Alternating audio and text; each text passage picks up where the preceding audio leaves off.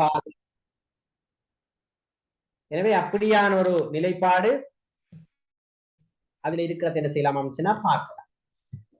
ஆகவே இந்த பிள்ளைகளுடைய விருத்தி அல்லது வளர்ச்சி என்கின்ற போது இந்த ஒழுக்க வளர்ச்சி என்பதும் மிக முக்கியமான ஒரு விஷயமாக பார்க்கப்படும். இப்ப ஒழுக்க நெறி தவழ்ந்திருக்கின்றவர்கள் உளவியல் ரீதியாக கூட ஒரு பின்தங்கிய நிலையில் இருக்கின்றவர்களாகத்தான் என்ன செய்யறாங்களாம் சொன்னால் பார்க்கப்படுறாங்க. விளங்கினா? ஆகவே ஒழுக்க விருத்தி என்கின்ற விஷயத்துல கூட இந்த உளவியல் என்பது மிக முக்கியமானதாக பார்க்கப்படும். நீங்க பார்த்தீங்கன்னா தெரியும், சில ஒழுக்க சீர்கேட்டில் இருக்கிற பலருடைய விதத்தில் அவர்கள் ஏதாவது உளத்தாக்கங்களுக்கு பட்டிருக்கிறதையும் நாங்க அறியக்கூடியதாக இருக்கு. எனவே நாங்க இப்ப பார்த்ததுல வளர்ச்சி அல்லது விருத்தி என்பது பல துறைகள்ல ஏற்படுது. ஒரு மனிதனை பொறுத்தவரையில உடல் அது வரும், அறிவாற்றல் அது வரும், அதே போல ஒழுக்கத்துல இந்த வளர்ச்சி அல்லது விருத்தி என்கிற விஷயத்தை நாங்க பார்க்கலாம். அதே போல மனவெழுச்சி சார்ந்த விடயங்களை நாங்க இதை பார்க்கலாம். இப்ப பிள்ளைகளுடைய ஒவ்வொரு பருவத்திலும் வித்தியாசமான விதத்தில அந்த பிள்ளைகள் என்ன செய்யறாங்கன்னு சொன்னால் வளர்ச்சி அடைகிறார்கள். அவர்களுடைய எமோஷனல் வித்தியாசமாக வளர்ச்சி அடைகிறது ஒவ்வொரு பருவத்தில். அவர்களுடைய எத்திக்கல் சார்ந்த விஷயங்கள் இப்படி ஒவ்வொரு விடயமும் வளர்ச்சி அடைகிறத பார்க்கலாம். அதுல இந்த ஹார்லாக் சொல்றவரு இந்த வளர்ச்சி சார் உளவியல் டெவலப்மெண்ட் சைக்காலஜி என்று அவர் எழுதிய ஒரு நூல்ல இந்த மனிதண்ட வாழ்க்கை காலத்தை 9 பருவங்களாக பிரித்து அவர் என்ன செய்யறாரு அமைச்சுன்னா குறிப்பிடுது. முதலாவது பருவம் தான் கரு வளர் பருவம் அப்படி சொல்றது. இந்த கரு வளர் பருவம் அப்படி சொல்றது ப்ரீ நெட்டல் அந்த பீரியட் என்று சொல்றது வந்து ஒரு பிள்ளை கருவுற்ற நாளில இருந்து பிறப்பு வரையான காலப்பகுதி. இதை நாங்க சொல்லியிருக்கிறோம். இந்த பருவத்தில பிள்ளையினுடைய உளவிருத்தி, உடல் விருத்தி, மூளை விருத்தி, இந்த விஷயங்கள் எல்லாம் சரியாக இடம்பெறணுமானால் அதுக்கேற்ற வகையில அந்த தாய்க்கு வழங்கப்படுகின்ற பல்வேறு போஷணை, ஏனைய என்ன சமூக சூழல் சார்ந்த விடயங்கள் எல்லாம் சிறப்பானதாக இருக்கணும் என்று நாங்க பார்க்கிறோம். அதே போல சிசு பருவம், இது பிறந்ததுல இருந்து 2 மாதங்கள் வரையான காலப்பகுதி சிசு பருவம் என்று சொல்லப்படுது. அடுத்தது பேபிஹுட், தவழ்நடை பருவம் என்று சொல்லலாம். இது 3வது மாதத்தில இருந்து இது 2 ஆண்டுகள் வரையான பகுதியாக அது அடையாளப்படுத்தப்படும். அது அடுத்தது பாருங்க, இளம் குழந்தை பருவம். என்னது இளங்குழந்தை பருவம்? இது ஏர்லி சைல்ட்ஹுட் என்று சொல்றது 3 வயதிலிருந்து 6 வயது வரையான காலப்பகுதியில பிரிக்க. இதே போல இந்த பிள்ளைகளுடைய வளர்ச்சி விருத்தி கட்டங்களை ஜீன் பியாஜியும் ஒரு வகையாக பிரித்திருக்கிறார். அதை நாங்க பிறகு பார்க்கலாம். அப்படி நீங்க படிச்சிருப்பீங்க. தூல சிந்தனை பருவம், நியம சிந்தனை பருவம் அப்படி எல்லாம் இருக்கா?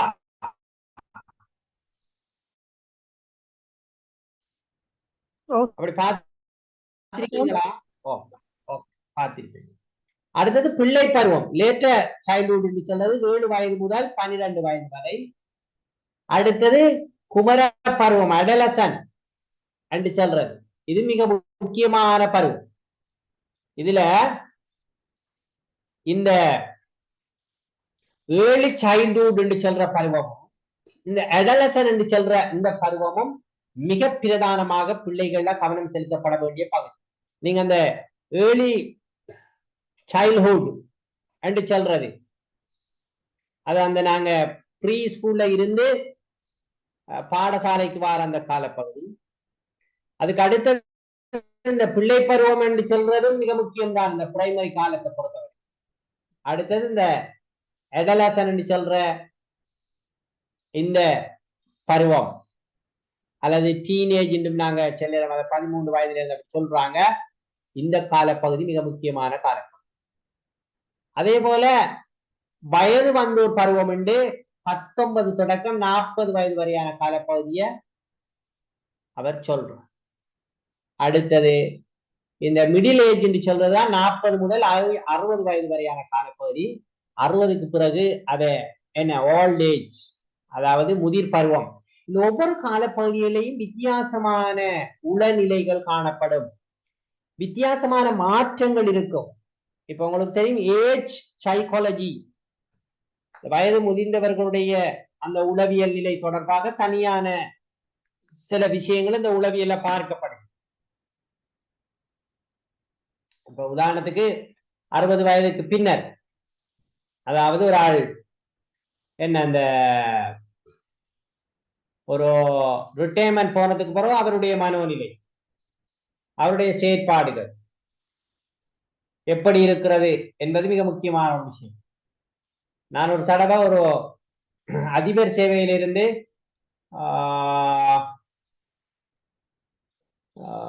இது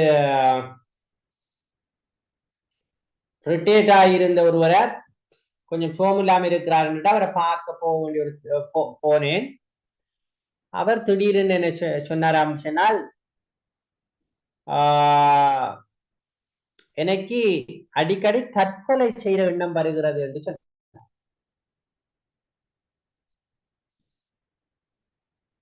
அப்ப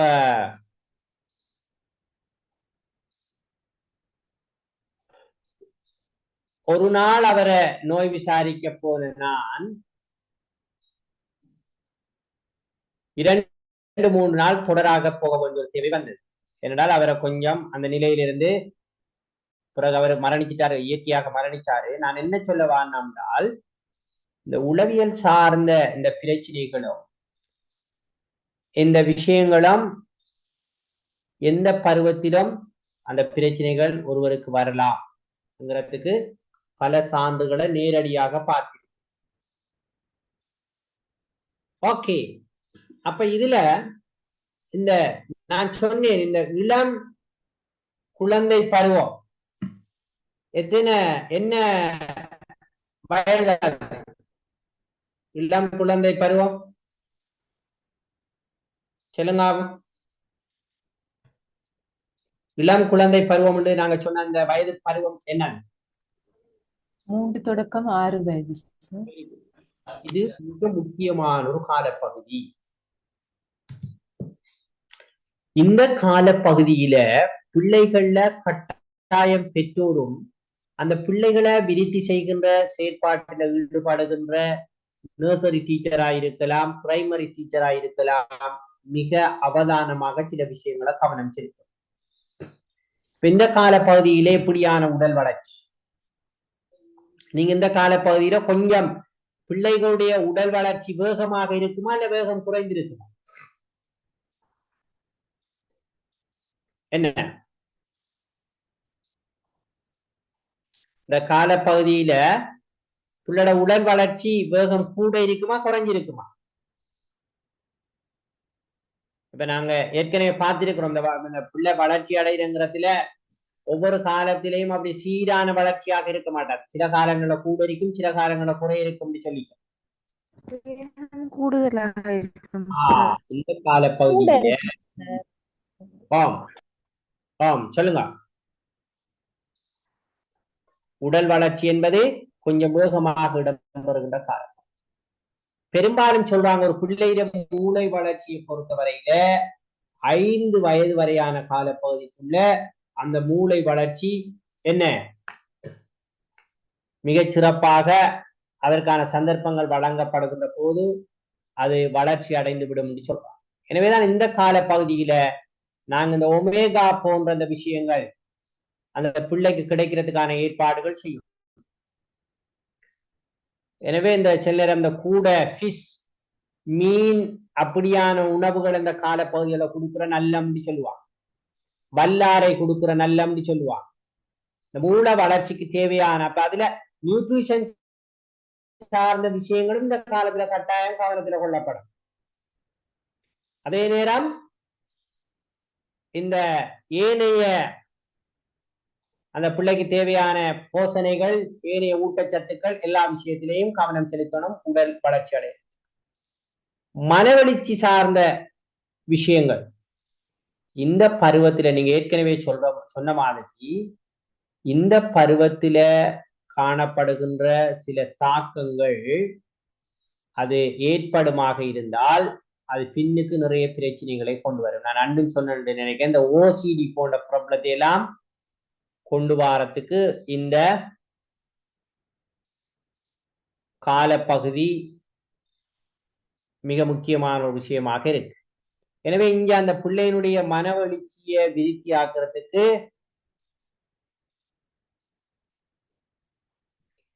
என்ன செய்யணுமா என்றால் மனவளர்ச்சியை விருத்தி செய்வதற்கான வாய்ப்புகள் வழங்கப்படணும். அப்ப பிள்ளைகளை நாங்க ஹெப்பியாக இருக்கிறதுக்கான ஏற்பாடுகள் செய்யப்படும். இப்ப பின்லாந்துல செய்யப்பட்ட நிறைய சில விஷயங்கள்ல சில ஆய்வுகள் சொல்லுது என்னன்னா, இப்படியான வயது பருவங்கள்ல பிள்ளைகள் எவ்வளவுக்கு ஹெப்பினஸ் ஆக இருக்கிறார்களோ அவ்வளவுக்கு அவர்கள் ஆளுமை உள்ளவர்களாகவும் மனவளர்ச்சி சார்ந்த விடயங்கள்ல நல்ல பெருமான ஆட்களாகவும் வருவாங்கன்னு சொல்லு. ஆனா எங்கட கல்வி திட்டத்துல அப்படி பிள்ளைகளை வைத்திருக்கிறதுக்கான ஏற்பாடுகள் இருக்கா? என்ன இருக்கு? மனவளர்ச்சியை விருத்தி செய்யறதுக்கான ஏற்பாடுகள் எங்கட இந்த கிரேட் 1, 2 எல்லாம் ஏதாவது இருக்கா? பிரைமரிகள்ல என்ன இருக்கு?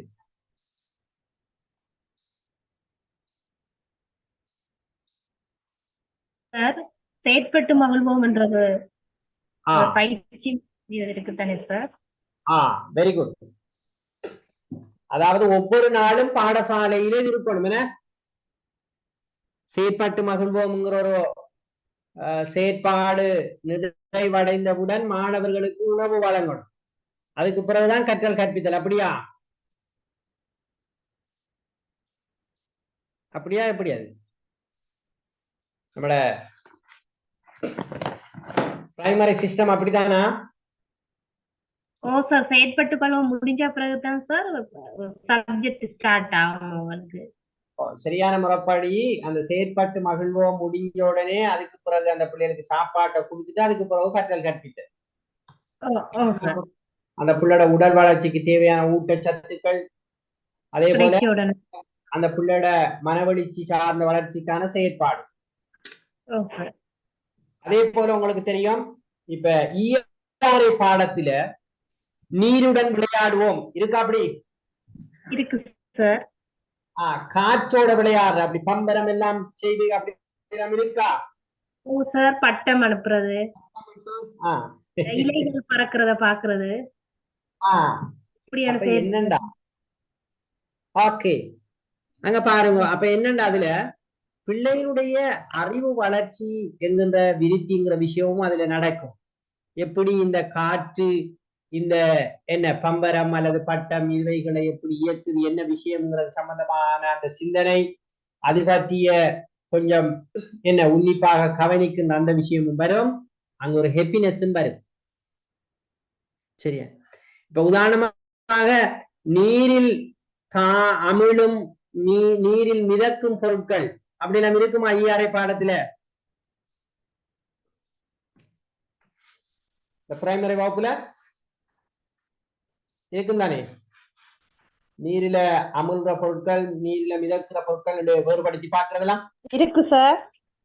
அப்ப அதை சரியாக படிப்பிக்க நாங்க ஏதாவது பாஸ்கட் ஏதாவது ஒன்றுல தண்ணியை ஊற்றி அதுல மிதக்கிற பொருட்கள் அமிழுகின்ற பொருட்களை பிள்ளைகளை கையில கொடுத்து அவர்களே அதை போட்டு பார்த்து எந்த பொருள் அமிழுது எந்த பொருள் என்ன மிதக்குது என்று பார்க்க வைக்கிறது நல்லமா? இல்ல சும்மா கரும்பலகையில எழுதி இந்தந்த பொருள் எல்லாம் மிதக்கும் இந்தந்த பொருள் எல்லாம் என்ன தாழும் என்று சொல்றது நல்லமா? செயற்பாடுகளோட செய்யறதுதான் சார் பிள்ளைகளுக்கு மனதுல பதியும் என்று சொல்லுவாங்க. சொல்றாங்க. ஆனால் அப்படித்தான் செய்ய வைப்பது பொருத்தம் என்று கைட்லையும் இருக்கு சார். ஓகே. அப்ப நாங்க என்ன சொல்ல வாரோம் என்றால், இந்த பிள்ளைகளுக்கு கற்றலை ஒரு மகிழ்ச்சிகரமானதாக மாற்றுதல், என்கிறது மிக முக்கியம். சரிதானே? அப்ப அதுக்கான ஏற்பாடுகள் வீட்டிலையும் இருக்கணும், பாடசாலையிலையும் இருக்கணும், சமூகத்திலையும் இருக்கணும். அப்ப இந்த இளம் குழந்தை பருவம் என்கின்ற அந்த பருவத்தில இந்த உடல் வளர்ச்சி, மனவெழுச்சி வளர்ச்சி, அதே போல சமூக வளர்ச்சி. இங்க நாங்க பெரும்பாலும் பிள்ளைகளை குரூப்பாக செயற்பட வைக்கிறது, குழுவாக. அப்படித்தானே?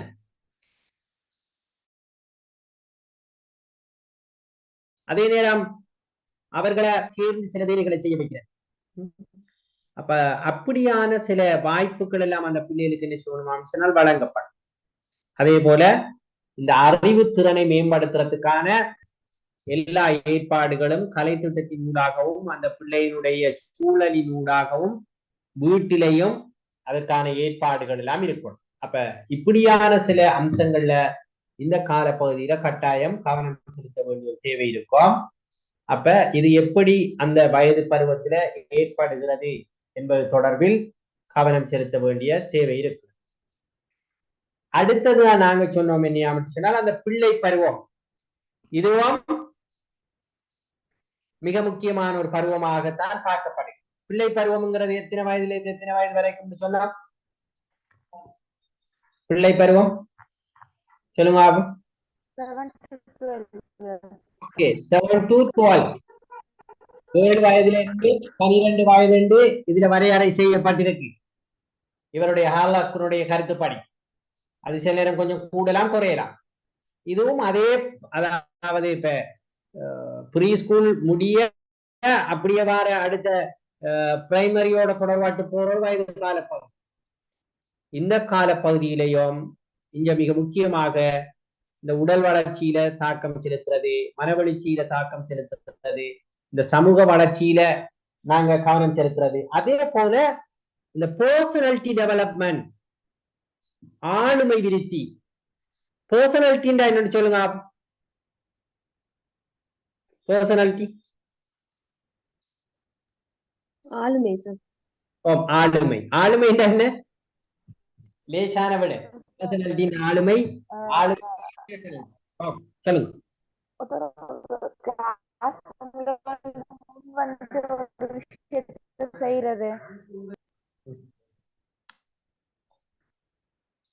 வேற என்ன சொல்லலாம்? ஆளுமை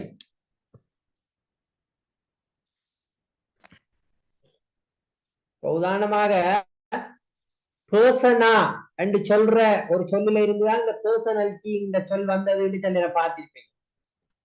அந்த பர்சனாங்கிற சொல்லுக்கு முகமூடி ஒரு கருத்து இருக்குன்னு சொல்லுவோம். அதாவது பெரும்பாலும் பண்டைய காலங்கள்ல இந்த நடிக்கிறதுக்கு முகமூடிகள் அணிஞ்சாங்க, அதுகளுக்கு பர்சனாலிட்டி தான் சொன்னாங்க. அப்ப ஒவ்வொரு பாத்திரங்கள் தொடர்பாக காணப்படுகின்ற நிலைமையை தான் அந்த காலங்கள்ல பர்சனாலிட்டின்னு சொன்னாங்க. சார், ஒருவர் அவரது நடத்தையில அவரது திறன்கள் ஏற்படும் மாற்றங்கள் சொல்லுங்க. ஓகே. இப்ப ஆரம்ப காலங்கள்ல உடல் அமைப்பு ஒரு ஒரு கட்ஸ் என்கிற ஒரு விஷயத்தை வச்சுக்கொண்டுதான் பர்சனாலிட்டின்னு கதைச்சாங்க. ஆனால் இன்றைக்கு பர்சனாலிட்டி என்பது ஒரு மிக பரந்த நோக்குல பார்க்கப்படுற ஒரு விஷயம். அதாவது உங்களுக்கு தெரியும், இன்றைக்கு பர்சனாலிட்டி என்று சொல்றது அது இதுதான் என்று வரையறை செய்ய முடியாத அளவு பல பண்புகளை அது உள்ளகத்திய கொண்டிருக்கிறது. நீங்க சொன்ன மாதிரி ஒருவருடைய ஆற்றல், ஒருவருடைய காணப்படுகின்ற திறன்கள், அவருடைய அது மொழி ஆற்றலாக இருக்கலாம், அல்லது அவர்கிட்ட காணப்படுகின்ற ஏனைய செயற்பாடுகள் சார்ந்த பல்வேறு விஷயங்களாக இருக்கலாம், அவருடைய லீடர்ஷிப்பாக இருக்கலாம். சரிதானே? இப்படி அதுகளோட அவருடைய அந்த ஒரு ஒரு ஒரு ஒரு சூழல்ல அவர் நடந்து கொள்ளுகின்ற விதம், அவருடைய பிஹேவியர்ஸ், நடத்தைகள், இது எல்லாத்தையும் உள்ளடக்கிய ஒரு விஷயமாகத்தான் இந்த பர்சனாலிட்டி, ஆளுமைங்கிற ஒரு விஷயம் பார்க்கப்படும். இன்னொரு வகையில சொல்லணும்னா அவர் எமோஷனலா அவர் எப்படி சரியாக மெயின்டைன் பண்ணுகிறார், அவருடைய அறிவுத்திறன் எப்படி வளர்ச்சி அடைந்திருக்கிறது, அவருடைய ஏனைய திறன்கள் எந்த அளவு அவர்கிட்ட காணப்படுதுங்கிற எல்லாத்தையும் வச்சு கொண்டுதான் இன்றைக்கு இந்த ஆளுமைங்கிற விஷயத்தை பத்தி பேசுறான். எனவே அந்த ஆளுமையை சரியாக வளர்ப்பதற்கு நாங்க இந்த வயது பிள்ளைகளுக்கு எப்படியான சில வேலைகளை செய்யலாம் அல்லது எப்படியான செயற்பாடுகள் எங்களோட கல்வி திட்டத்திலே இருக்கு சொல்லுங்க.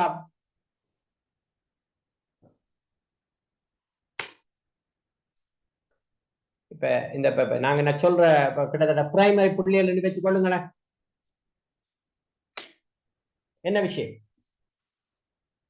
என்ன விடயங்களை வைத்துக்கொண்டு அந்த பிள்ளைகளை நாங்க அளவிடலாம் அல்லது அந்த பிள்ளைகளுடைய ஆளுமையை விருத்தி செய்யறதுக்கு எப்படியான பயிற்சிகள் அல்லது எப்படியான விஷயங்கள் வழங்கப்படும்? சார் பேசும் திறன், செவிமடுத்தல், வெரி குட், வாசித்தல், அடுத்தது எழுதும் திறன், இதுகளை வைத்துக்கொண்டு அளவிடலாம் சார். இதுகளை வைத்துக்கொண்டு கணிப்பீடு தேர்ச்சிகள் மூலம் நாங்க அளவிடுறோம் பிள்ளைகளை. உதாரணத்துக்கு அத்தியாவசிய கற்றல் தேர்ச்சிகள் அப்படி இருக்கா? இஎல்சி இருக்கு, கட்டாயம் அது செய்யணும் சார். இப்ப அந்த அத்தியாவசிய கற்றல் தேர்ச்சிகள்ல ஒவ்வொரு முதன்மை நிலை 1, முதன்மை நிலை 2, முதன்மை நிலை 3 3 நிலைகளாக பிரிக்கப்பட்டிருக்கின்ற பிரைமரி, அப்படித்தானே? நாம சொல்லுவோம் 3 வந்து 10 சொல்லுவோம்,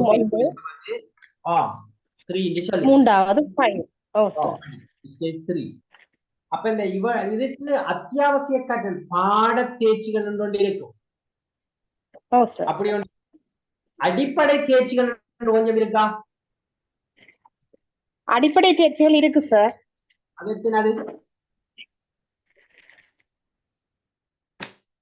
அடிப்படை தேர்ச்சிகளை தெரிந்து சொல்லலாமா? யாராவது ஒரு ஆள்? 8 சார். 8. இன்னும் கொஞ்சம் யோசிங்க, ஆகும் கிட்ட வந்துட்டீங்க. 9. 7 சார். சரியா? 7 தான் இருக்கு சார். நிலவிரிக்கணுமா? என்னண்டா நீங்க ஒவ்வொரு கைட்டையும் புரட்டி பாருங்கம்மா. இந்த கைட்ல முதலாவது இருக்கு என்றால் இந்த அடிப்படை தேர்ச்சிகள் என்று சொல்ற 7 தேர்ச்சியை போட்டிப்பாங்க. எல்லா கைட்டிலையும் டீச்சர், அதாவது டிம்னு சொல்லுவோம் தானே நாங்க, டீச்சர் இன்ஸ்ட்ரக்ஷன் மேனுவல், ஆசிரியர் அறிவுரைப்பு வழிகாட்டியில முதலாவது இந்த 7 அடிப்படை தேர்ச்சிகள் இருக்கு. ஏன் அந்த அடிப்படை தேர்ச்சிகள் 7ஐயும் எல்லா கைட்டிலையும் போட்டிருக்காங்களா என்றால், இந்த பாடசாலை கல்வி இந்த 11 வருடமோ அல்லது 13 வருடமோ ஒரு பிள்ளைக்கு கொடுக்கப்படுகிற கல்வி ஊடாக இந்த 7 அடிப்படையான தேர்ச்சிகளும் அந்த பிள்ளைகிட்ட அடையப்பட வேண்டும். அப்ப அதை நோக்கித்தான் இந்த பிள்ளைகளை இந்த கலை திட்டம் நகர்க்கும்.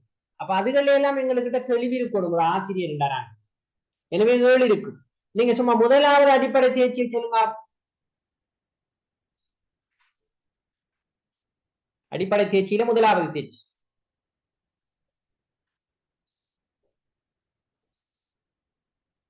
சொல்லலாமா?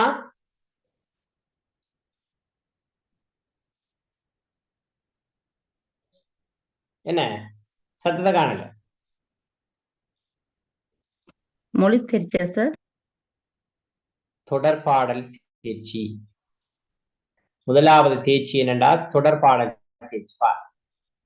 இதுகளெல்லாம் பிறகு நீங்க இந்த கிளாஸ் எல்லாம் முடிஞ்சதுக்கு பிறகு கைடுகள் இருக்கு உங்ககிட்ட, அல்லது அண்ணா என்ஐட வெப்சைட்டுக்குள்ள போனால் உங்களுக்கு தேவைப்பட்ட கைட என்ன ஒரு குறிப்பிட்ட செகண்டுக்குள்ளே நீங்க என்ன செய்யலாம், டவுன்லோட் பண்ணி போன்ல எடுக்கலாம், அதை லெப்ட்ல எடுக்கலாம், பாருங்க. சரிதானே? முதலாவது தேர்ச்சி என்னண்டா தொடர்பாடல் தேர்ச்சி. இந்த தொடர்பாடல் தேர்ச்சி பல பிரிவுகளாக அதுல கூறப்பட்டி, அதை உங்களால சொல்லிடுமா என்னென்ன பிரிவுகள் உண்டு? தொடர்பாடல் தேர்ச்சியில் இருக்கின்ற பிரிவுகள் எழுத்தறிவு, எண்ணறிவு, சித்திர அறிவு. எழுத்தறிவு, எண்ணறிவு, சித்திர அறிவு 3. இன்னும் 1 இருக்கணும் நினைக்கிறேன். என்ன 4வது?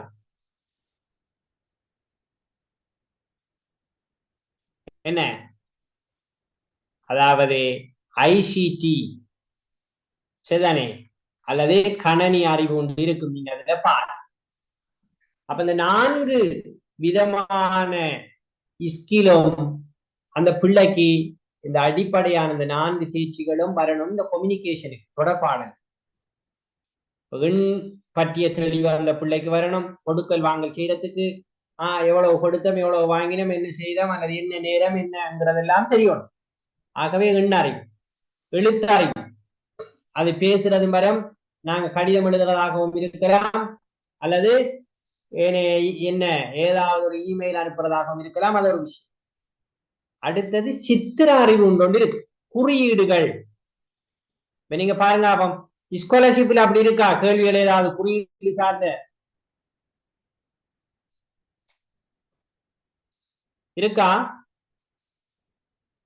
இருக்கு சார், இருக்கு. உதாரணத்துக்கு அபாயம் என்றால் ஒரு மண்டையோடும் அப்படி தரை கொண்டு போட்ட மாதிரி ஓ சார், வைத்தியசாலை, போக்குவரத்து வைத்தியசாலை, அஞ்சல் அலுவலகம் அல்லது என்ன அப்படிலாம் இருக்குதானே? இருக்கு சார். அது மட்டும் இல்ல, இதுல இன்னும் நிறைய குறியீடுகள் என்ன செய்யுமா வரும். அந்த குறியீடுகள் கூட எங்களோட ஒரு கம்யூனிகேட்டர் தான் பண்ணுது. இப்ப உதாரணத்துக்கு நீங்க பாருங்க, சில பாக்ஸுகள்ல ஒரு குவளை மாதிரி ஒன்று அப்படி கீறி வச்சிருப்பாங்க. என்ன அதுல கருத்து? அவதானமாக கையாளவும் சார். Very good. அதுக்கு உள்ளுக்கு இருக்கின்ற பொருள் சில வேளை உடையிறதுக்கு அது என்ன செய்யும், சாத்தியம் இருக்கும். எனவே சில பாக்ஸ்கள்ல அப்படி குடை மாதிரி, குடையை ஒன்று அப்படி கீறி மழை துளி மாதிரியும் அப்படி செஞ்சு வச்சிருப்பாங்க. என்ன அது அந்த குறியீடு எங்களுக்கு என்னத்தை சொல்லுது? ஈரழி பற்ற இடத்துல இதுக்குள்ள இருக்கிற பொருள் வந்து நலையப்படாது. சில பாக்ஸ்ல மேலே நோக்கி 2 அம்புக்குறி போட்டிப்பாங்க மேற்பக்கம் சார். இந்த பாக்ஸ நீங்க இப்படித்தான் வைக்கணும். மத்த பக்கம் வச்சால் அதுக்குள்ள இருக்கிற அந்த பொருள் தலைகீழாக இருக்கும். அப்ப நீங்க ஒரு இன்டர்நேஷனல் லாங்குவேஜ் ஒன்று இருக்கு. ஒரு ஒரு முக்கோண வடிவத்தில் ஒரு உடம்பு கூறப்பட்டு ஒரு மனிதன் அப்படி இருக்கும், அல்லது சதுர வடிவத்தில் ஒரு உடம்பு கூறப்பட்டு ஒரு மனிதன் இருக்கும். என்னது?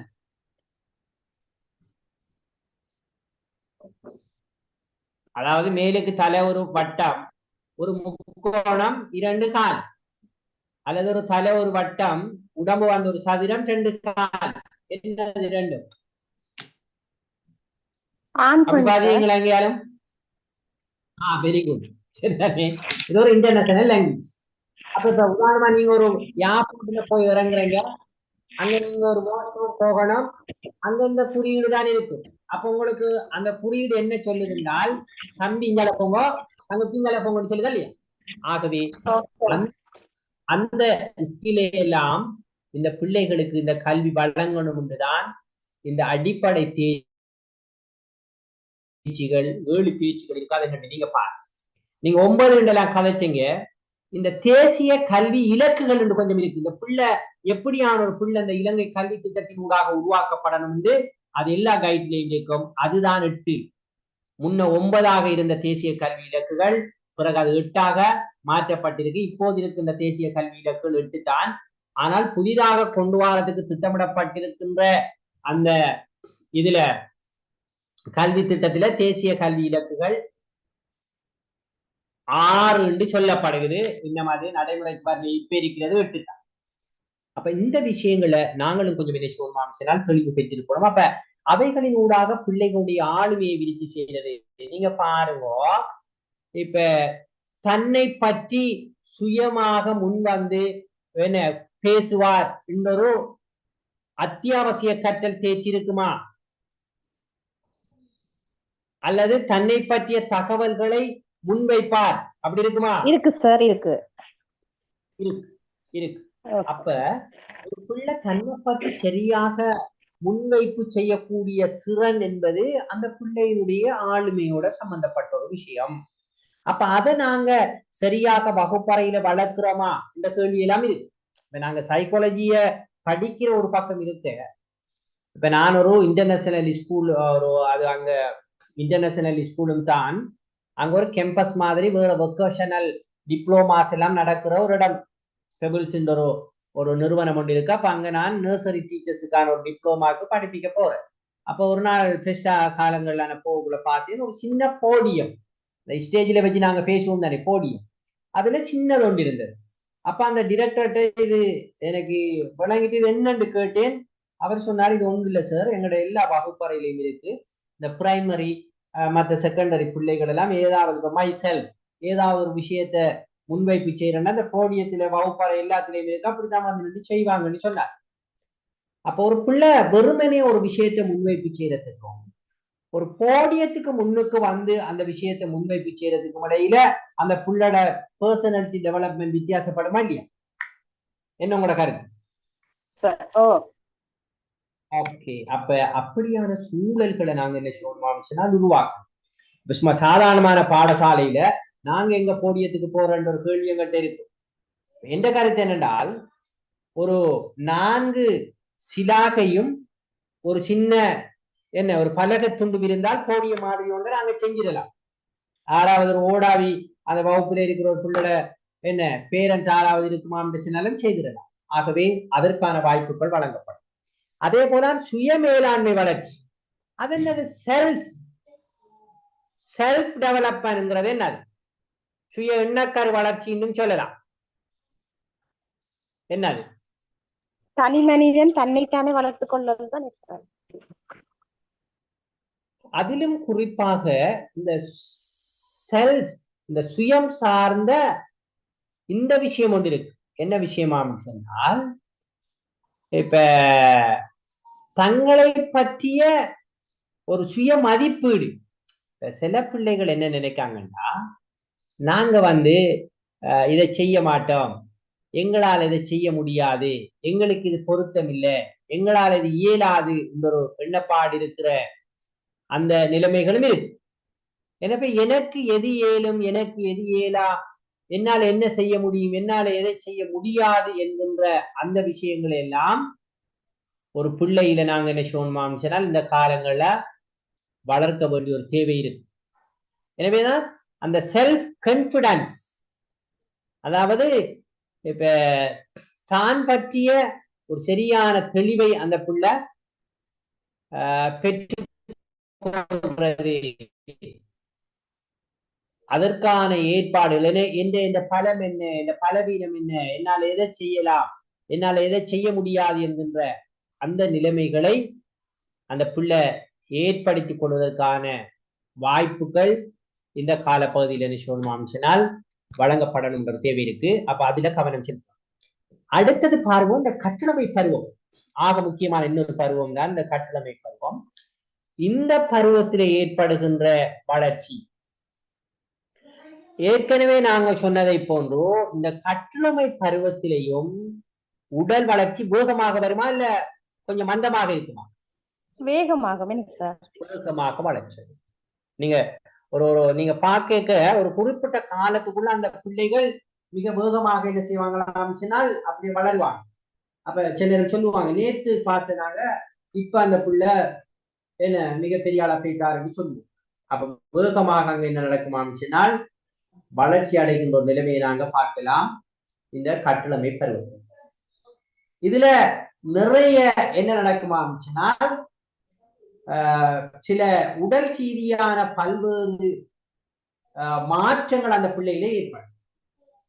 உடல்ல காணப்படுகின்ற உறுப்புகள்ல அதீதமான வளர்ச்சிகளும் பல்வேறு மாற்றங்களும் அங்க என்ன செய்யுமாம் சொன்னால் வளரும். இதுல உடல்ல தோற்றத்தில அடுத்தது முதல்நிலை பால்நிலை பண்புகள் என்று சொல்றதும் 2ஆம் நிலை பால்நிலை பண்புகள் என்று சொல்றது மிக முக்கியமான அம்சமாக பேசப்படும். ஒன்று உடல்ல தோற்றத்தை பொறுத்தவரையில நாங்க பார்க்கலாம் என்றால், இப்ப அதே இதை பொறுத்தவரையில ஆண் பிள்ளைகளை பொறுத்தவரையில அவர்களுடைய ஒரு உடல் அந்த கட்டு அப்படி தோற்றம் அப்படியான விஷயம். பெண் பிள்ளைகளை பொறுத்தவரையில சில உடல்ல பல்வேறு உறுப்புகள் விருத்தி அடைகின்ற அந்த அம்சங்கள் இருக்கும், அப்படியான தோற்றங்கள் இருக்கும். அதே நேரம் இந்த முதல்நிலை பால்நிலை பண்புகள் என்று சொல்றது என்னென்றால், இந்த பிள்ளைகளிடத்தில இப்ப உதாரணமாக இப்ப ஆண் பிள்ளைகளை பொறுத்தவரையில மீச வளர்றது அப்படியான சில விஷயம், இப்படியான சில விஷயங்களை அந்த பிள்ளைகிட்ட.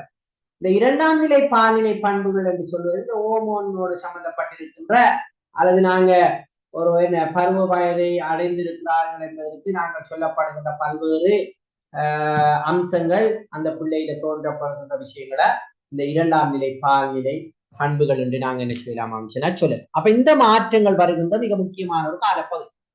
அப்ப இது கிட்டத்தட்ட இந்த 13 வயதுல இருந்து அல்லது இந்த அங்க 19 வயது வரையான இந்த காலப்பகுதி மிக முக்கியமான ஒரு காலப்பகுதியாக பார்க்கப்படும். இந்த காலப்பகுதிகள்ல என்ன நடக்கும் என்றால் இந்த பிள்ளைகள் நிறைய சவால்களுக்கு முகம் கொடுக்க வேண்டி வரும்.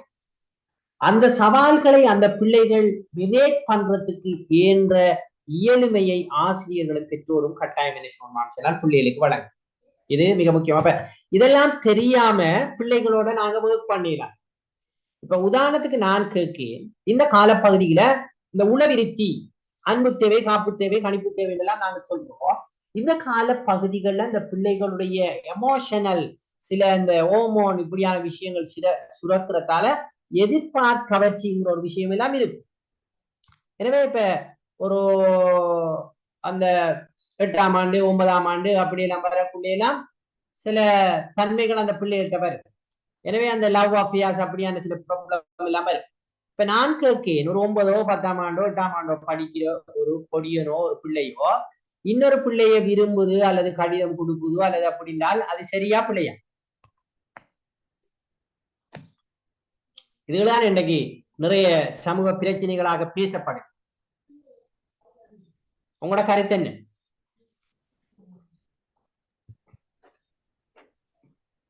இப்ப ஒரு 9ஓ வரக்கூடும் தானே சார்? அப்ப சரி, நாம அப்படி விட்டா சரியா? அப்படியா? இல்ல சார், நாங்க இல்ல ஒரு இல்ல அதை ஆசிரியரா நாங்க வந்து நெறிப்படுத்தணும் சார். பயன்படுத்தணும். Very good. சரியான வெரி குட். உண்மையா அப்படி பாருங்கிறது முழுவதும் பிள்ளைன்ற ஒரு முடிவுக்கு நாங்க வந்துடப்படாது. ஆனால் அப்படி வந்த பிரச்சனை இல்ல, யாரும் என்னையாலும் செய்யட்டும் நாங்க விட்டுறதும் படாது. ஏன்னா அந்த காலப்பகுதிகள்ல இப்படியான பல சிக்கல்கள் இந்த பிள்ளைகளுக்கு வரும்.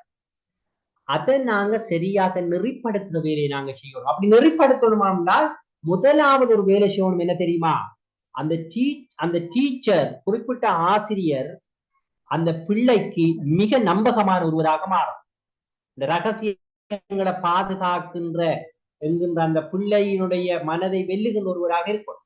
நாங்க என்ன செய்யறோம்டா, ஒரு கடிதமா அல்லது ஏதோ ஒன்று எங்களுக்கு அகப்பட்டா, ஏதாவது ஒரு இதுக்கான ஒரு ஒரு ஒரு ஒரு தடயம் ஒன்று வெளிப்பட்டா அதை கொண்டு போய் ஸ்டாஃப் ரூம்ல ஃபுல்லா கதைச்சி, தெரியுமா ஏங்கிற புள்ள பார்த்த வேலையை தெரியுமா அல்லது பிங்கிற பொடியன் பார்த்த வேலையை தெரியுமான்னு நாங்க அதை பகிரங்கப்படுத்துகின்ற வேலைகளை பலர் செய்வாங்க.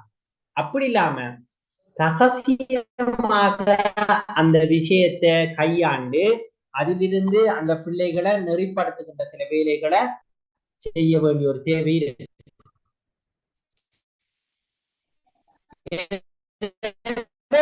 இந்த கால பிள்ளைகள் எதிர்நோக்குகின்ற பல பிரச்சனைகள் இருக்கு. உடல் சார்ந்த பிரச்சனைகள் இது பலதை நாங்க பாக்குறோம். இப்ப உதாரணத்துக்கு நாங்க எப்படி சொல்லுவோமே, இப்ப குறிப்பிட்ட வளரணும் இந்த பிரச்சனை ஒன்று இருக்கு. ஆனால் குறிப்பிட்ட காலத்துக்கு முந்தி அந்த மீசம் முளைச்சா பிரச்சனை வரும். நேரத்தோடய நமக்கு மீசை, அதே நேரம் குறிப்பிட்ட காலம் தாண்டியும் அந்த மீசை வளரல என்றாலும் பிரச்சனை. உதாரணமாக ஒரு பெண் பிள்ளைய மாற்றம் வரல என்றாலும் பிரச்சனை, ஏழியா வந்தாலும் பிரச்சனை. அப்ப அப்படியான பல பிரச்சனைகளை எதிர்நோக்குகின்ற ஒரு சவால் நிறைந்த காலப்பகுதி தான் இந்த அடலசன்ட் சொல்ற காலப்பகுதி. அப்பதான் ஆசிரியர்கள் சரியாக புரிந்து கொள்ள வேண்டும். அப்ப அதுக்கேற்ற வகையில் அந்த பிள்ளைகளை கைட் பண்றதுக்கு, அந்த பிள்ளைகளுடைய பிரச்சனைகளை நாங்கள் சரியாக இனங்கண்டு அதுக்கு தீர்வு வழங்குறாக்களாக நாங்கள் இருக்கோம். இப்ப பாடசாலை சார்ந்த பல பிரச்சனைகள் இருக்கு. அவன் அந்த வயதுல கொஞ்சம் சுதந்திரமாக திரிவதற்கான ஒரு ஒரு ஒரு என்ன தன்மையே அவங்கள்ட்ட அதிகம் காணப்படும். இப்ப பாடசாலை என்ன செய்யுமாம்னால் கடுமையான இறுக்கமான சில நடவடிக்கைகளை மேற்கொள்ளும். அதுக்காக இறுக்கமான நடவடிக்கைகளை மேற்கொள்ளப்படாது இல்ல, சில செயற்பாடுகளை செய்வதற்கான ஏற்பாடுகளை செய்யலாம். உதாரணத்துக்கு இப்ப இந்த காதல் உணர்வு போன்ற விஷயங்களை வெளிப்படுத்துறதுக்காக வேண்டி நாங்க சில இதுகள் இருக்கு தானே, மாணவ மன்றம் அப்படியான சில விஷயங்கள், இலக்கிய மன்றங்கள், அப்ப அதுல சில ஈடுபாடுகளை அவர்களுடைய சில விஷயங்களை நாங்க என்ன செய்யலாம் இது பண்ணலாம். அதே போல பிறர் தொடர்பான பிரச்சனைகள், குறிப்பாக தங்களை கட்டுப்படுத்துகிறார்கள் அல்லது பெற்றோர் அல்லது ஆசிரியர்கள் இவர்களோடு முரண்படுகின்ற நிலைமைகளை நாங்க பார்க்கலாம். அதே போல தனது சொந்த பிரச்சனை, அது உடல் சார்ந்த பிரச்சனையாக இருக்கலாம். சிலருக்கு அந்த உள ரீதியாக அந்த ஹோமோன்கள் சுரக்கிறதால உளவியல் ரீதியான சில பிரச்சனைகள் கூட இந்த காலப்பகுதியில வரும். ஆகவே அதுகளை சரியாக கையாளுகின்ற ஆசிரியர்களாக நாங்க இருக்கோம்.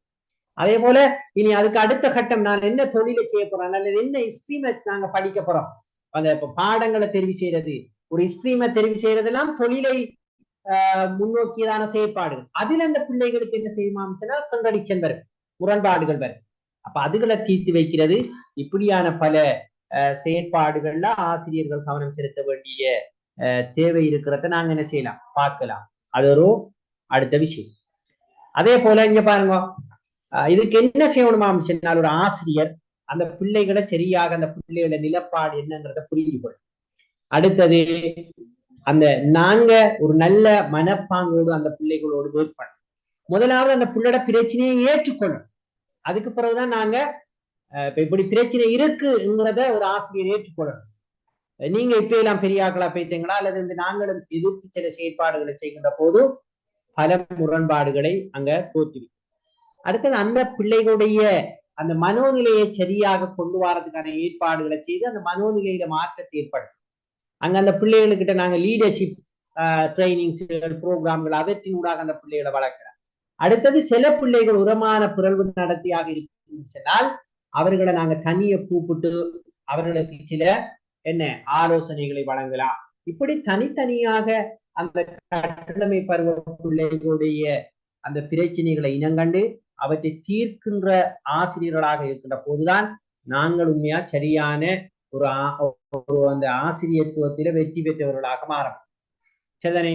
ஆகவே அந்த இந்த விருத்தி என்பது பல்வேறு கோணங்கள்ல ஏற்படுகிறது அல்லது பல்வேறு பரிணாமங்கள் அது இருக்கிறது.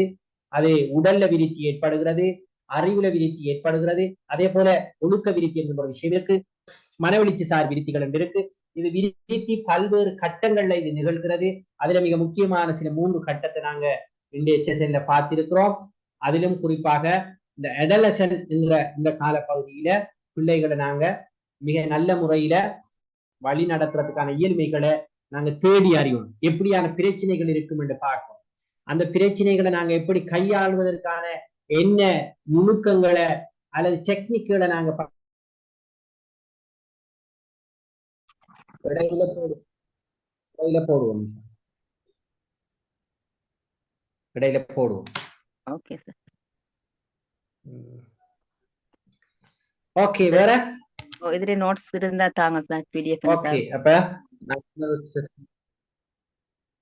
அந்த முன்ன போட்ட 2 PowerPoint நான் போட்டுட்டேன், அது கிடைச்சிருக்கு அப்படின்னு நினைக்கிறேன். அப்படியா? ஓம் சார், பார்த்தோம். ஏற்கனவே நாங்க பார்த்த 2 PowerPoint PDF நான் போட்டிருக்கேன். அது உங்களுக்கு கிடைச்சிருக்கு அப்படின்னு நினைக்கிறேன். ஓமா? ஓம் குரூப்ல வந்திருக்கு. கிடைச்சதா கிடைக்கலையா? கிடைச்சு சார். என்ன